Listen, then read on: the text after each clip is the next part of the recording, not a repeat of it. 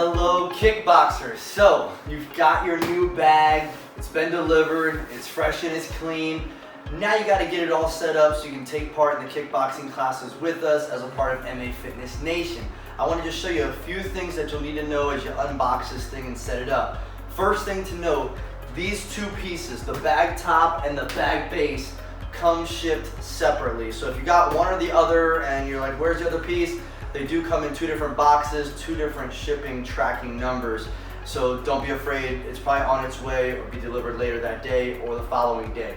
Once you have them both together, you're ready to put it together.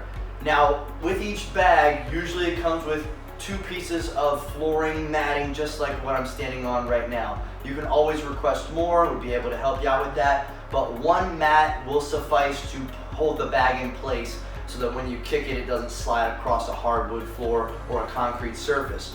So once you have these things both ready, you'll deal with the bag base first.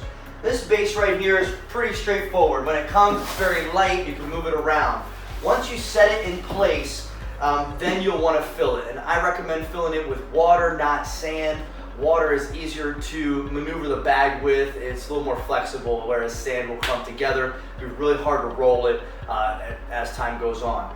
So about this bag base, there are two pieces that fit together and go on the bottom of this bag base. In the bottom here, there's two lips, and you'll notice on the top of this, there's a lip on this side and this side. It fits right inside into the bottom. You'll want to make sure this is on correctly on the bottom. There's ridges that help lock this thing in place, so when the bag screws in, it screws in tight and there's no wobbling or movement in it. So you'll set this on the bottom and line it up. Make sure that that's good to go there.